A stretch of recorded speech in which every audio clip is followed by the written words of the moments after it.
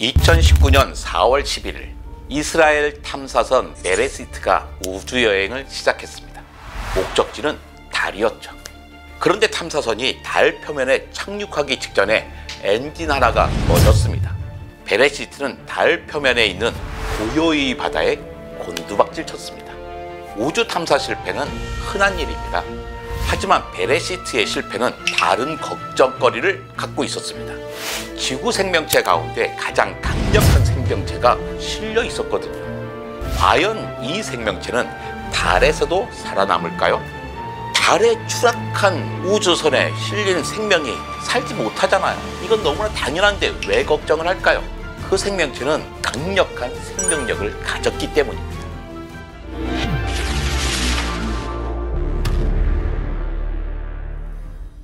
1773년 독일의 동물학자 요한 아우구스트 에프라임 괴제는 초기 현미경으로 작은 벌레를 발견했습니다.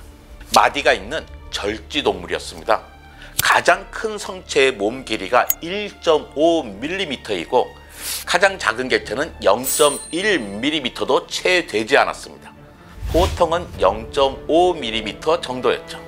갓 부화한 개체는요, 길이가 0.05mm도 채 되지 않았죠. 그러니까 꽃가루 크기에 불과한 겁니다. 4년 후인 1777년 이탈리아의 생물학자 라자노 스팔란자니는 이 절지동물을 타디그라다라고 불렀습니다.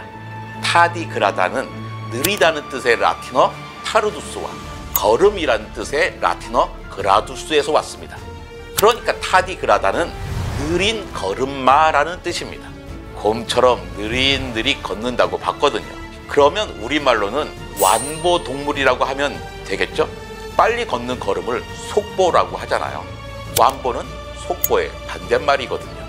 하지만 흔히 물곰 또는 곰벌레라고 부르곤 합니다. 시원한 물을 특별히 좋아하는 벌레이기 때문입니다. 과학자들은 물곰의 독특하고 복잡한 생물학에 매료되었습니다. 물곰의 극한의 회복력이 과학자의 관심을 끌었습니다.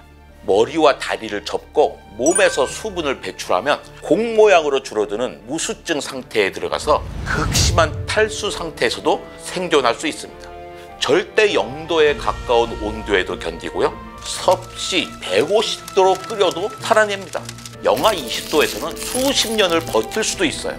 휴면 상태가 아니라 활성 상태에서도 인간에게 치명적인 수준보다 훨씬 높은 방사선 수치에도 견딜 수 있습니다. 심지어 우주선에 묻어서 우주를 다녀와도 살 수 있다고 알려져 있습니다. 지구에서 물곰은 어떻게 살아가고 있을까요? 몸 길이가 보통 0.5mm에 불과한 물곰은 주로 물속에 삽니다. 몸에는 마디가 있고 마치 애벌레처럼 굼뜨게 움직이죠. 가는 다리가 8개가 있는데 다리에 달린 발톱으로 식물이나 작은 무척추 동물을 뚫고 관 모양의 입으로 영양분을 빨아먹습니다. 습기가 많은 이끼뿐만 아니라 모래언덕, 해변, 토양 또는 담수 퇴적물 등 가장 높은 산에서 가장 깊은 바다까지 그리고 극한 환경을 비롯한 거의 모든 환경에서 물곰은 살 수 있습니다. 물곰은 더위, 추위, 극한의 압력 같은 스트레스 요인에 아주 특별한 반응을 보입니다. 크립토바이오시스, 즉 휴면 상태에 들어가는 것이죠. 이른바 숲속에 잠자는 곰벌레가 되는 겁니다. 크립토바이오시스는 건조, 동결, 산소 결핍 같은 불리한 환경 조건에 반응하는 극호열성 유기체의 대사 반응입니다. 호열성이란 높은 온도를 좋아한다는 뜻이죠. 우호적이지 않은 환경에 놓인 물곰은 수분 함량을 최대 97%까지 잃어버린 뒤에 휴면 상태에 들어갑니다. 휴면 상태에서는 물질 대사율이 0.01%까지 줄어듭니다. 그러니까 생명 유지 시스템을 꺼버린 셈이 된 거죠. 물곰은 왜 휴면 상태에 들어갈까요? 휴면 상태에 들어가면 모든 위협으로부터 안전하기 때문입니다. 산소 부족, 건조, 극한의 방사선은 물론이고 매우 뜨거운 온도나 매우 차가운 온도에서도 살아남습니다. 한마디로 물곰은 진정한 불사신입니다. 과학자들은 인간의 장기와 새로운 백신의 보관 방법을 찾아서 우주 생물학에 적용하기 위해 물곰의 휴면 상태, 즉 크립토바이오시스에 관심을 갖게 되었습니다. 더 나아가 극한 환경에서 생존하는 물곰의 능력을 이해하는 것은 지구 밖 생명체의 가능성을 이해하고 다른 행성이나 위성의 혹독한 환경에서도 생명체가 유지될 수 있는 방법에 대한 통찰력을 제공하는 데 도움이 될 수도 있을 것입니다. 그렇다면 물곰은 정말로 우주에서도 살 수 있을까요? 물곰의 놀라운 회복력은 단순한 짐작이 아니었습니다. 지금까지 물곰은 우주 환경에서 다양한 과학 실험의 대상이 되었습니다. 2007년 포턴 M3 우주선 실험도 그 가운데 하나였습니다. 이 실험은 물곰이 우주의 혹독한 환경에 노출되었을 때 생존과 번식 능력을 유지할 수 있는지 조사하기 위한 실험이었습니다. 탈수시킨 물곰을 포턴 M3 우주선에 태워서 12일 동안 지구 저궤도에 둔 뒤 되돌아왔을 때 몇 마리나 회복하는지 확인하는 거죠. 지구로 돌아온 물곰 가운데 상당수가 성공적으로 부활했으며 많은 암컷들이 알을 낳아 건강한 새끼로 부화됐습니다.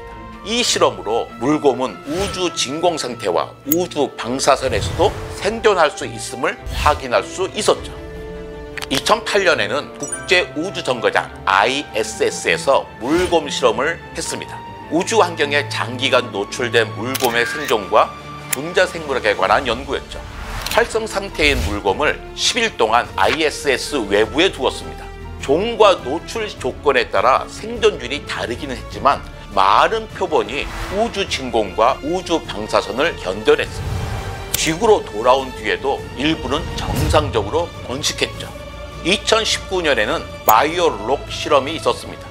주로 우주에서 암석을 채굴하는 미생물과 그 능력에 초점을 맞추었는데 바이오 채굴 과정과 우주 환경 간의 상호작용에서 미생물의 생존을 관찰하기 위해 물곰을 포함시킨 겁니다. 물곰이 우주 채굴 환경을 견딜 수 있는 능력을 연구하기 위해 국제우주정거장에서 소행성과 비슷한 환경에 노출시켰습니다. 이 실험을 통해 물곰이 비생물 물질과 상호작용할 때 미세 중력 그리고 방사선에 어떻게 반응하는지에 대한 데이터를 확보할 수 있었습니다. 우주에서 진행한 물곰 실험은 여러 가지 이유로 중요했습니다. 우주 생물학적으로는 우주 생명체의 한계에 대한 이해를 높였고 우주 여행의 관점에서는 장기간의 인간 우주 임무를 위한 생명 유지 그리고 보호 시스템을 개발하는 데 도움을 주기 때문입니다. 이 실험들은 다른 행성의 극한 조건에서 외계 생명체가 생존할 수 있는 가능성을 고려하게 되는 근거가 되었습니다. 우주 환경에서 물곰을 대상으로 한 실험에서 우리는 우주 진공과 우주 방사선에 노출되었을 때의 생존 메커니즘에 대한 귀중한 통찰을 얻었습니다. 첫째, 물곰은 우주 진공으로 인한 극심한 탈수 상태에서도 생존할 수 있습니다. 이런 능력은 체내 수분을 거의 모두 잃고 신진대사가 중단되는 물곰의 독특한 상태, 특히 무수생 상태 덕분입니다. 어떻게 이게 가능할까요? 우주에서 돌아온 후 많은 물곰은 탈수 상태에서 부활했을 뿐만 아니라 정상적인 번식도 가능해서 생식기관에 장기적인 손상이 없었다는 것을 보여주었습니다. 둘째, 물곰은 다른 생명체보다 훨씬 높은 수준의 방사선을 견딜 수 있습니다. 연구에 따르면 물곰은 자연적으로 생성되는 DSUP 단백질, 즉 손상 억제 단백질로 DNA가 방사선으로 손상되는 것을 막는다는 것이 밝혀졌습니다. 또한 물곰은 극한 조건에 대응하여 유전자 발현을 변화시켜 스트레스와 싸우는 데 도움이 되는 유전자를 활성화하고 우주 방사선 아래서 생존 능력을 향상시킬 수 있습니다. 물곰에게서 주목할 단백질이 하나 더 있습니다. 바로 TDP라고 하는 완보동물 무질서 단백질입니다. 우리는 알고 있습니다. 단백질은 구조가 중요하잖아요. 효소 단백질이 열쇠와 자물쇠처럼 정확히 맞아야 제대로 작동합니다. 건조, 열, 방사선 같은 스트레스 요인은 단백질의 형태와 모든 대사 반응을 위험에 빠뜨립니다. 그런데 단백질이 무질서한 본성을 가졌다면 어떨까요? 호락호락하게 당하지 않을 겁니다. 물곰의 무질서 단백질 TDP는 말하자면 스위스 군용 칼처럼 작동하는 단백질입니다. 구조가 유연하기 때문에 다른 단백질이 기능을 유지하도록 도울 수 있죠. TDP는 아직 다른 생명체에서는 발견되지 않은 특별한 3가지 단백질군입니다. TDP들이 서로 달라붙어 처음에는 긴 섬유를 형성합니다. 온도가 올라가면 이 섬유는 젤 형태가 되죠. 이 젤이 정상 단백질을 감싸서 그 단백질이 스트레스 상황에서 크게 변형되지 않게끔 보호하는 겁니다. 셋째, 물곰도 휴면 상태에서 깨어날 수 없는 경우가 있더라고요. 스웨덴의 잉마르 존슨 연구팀은 유럽 우주국 ESA와 협력해서 물곰 수백 마리를 지상 281km의 지구 저궤도에 진입시켰습니다.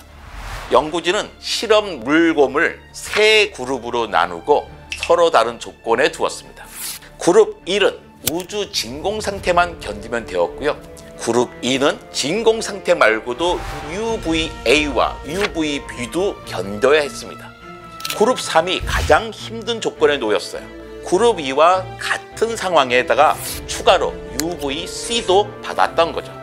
열흘 후 연구진은 이 작은 우주 여행자들을 다시 실험실로 데려와 휴면 상태에서 깨웠습니다. 그룹 1 물곰들은 모두 문제없이 진공 상태에서 살아남았습니다. 그들의 신체 기능은 지구에 계속 머물러 있던 통제 집단과 똑같이 정상이었죠. 하지만 그룹 2 물곰들은 운이 별로 좋지 않았습니다.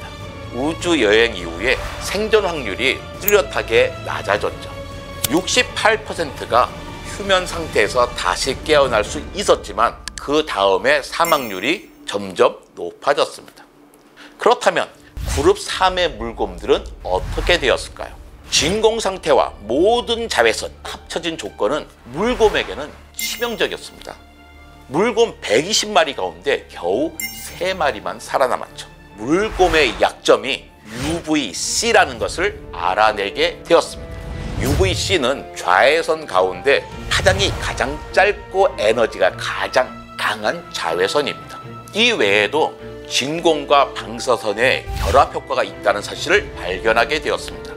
결론적으로 물곰은 휴면 상태 또는 활동 상태로 장기간 우주여행을 견딜 수 있다는 것을 말합니다. 물곰의 이 독특한 회복력은 운석이나 우주먼지를 통해 생명체가 한 행성에서 다른 행성으로 이동할 수 있다는 가설인 판스페르미아, 즉 포자 범죄설 개념을 뒷받침합니다.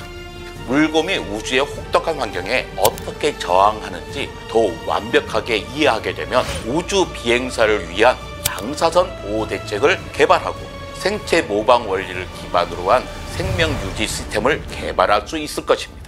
이스라엘 우주선 베레시트와 함께 달에 곤두박질 친 물곰은 과연 살아남았을까요? 아닐 겁니다. 첫째 이유는 바로 UVC 때문입니다.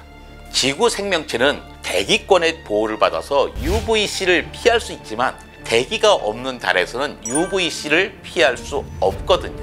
달에 추락한 물곰도 UVC를 피할 수 없겠죠. 아니 혹시 우주선 잔해 뒤에 숨어서 UVC를 피할 수 있지 않았을까? 이렇게 생각할 수도 있잖아요. 베레시트 사고를 전해 들은 영국의 과학자들은 실험을 해봤습니다. 휴면 상태의 물곰을 특수 가스총에 장전하고 진공 상태에서 발사했습니다. 총알 구실을 하는 물곰이 살아남을 수 있는 발사 속도와 압력을 계산했죠.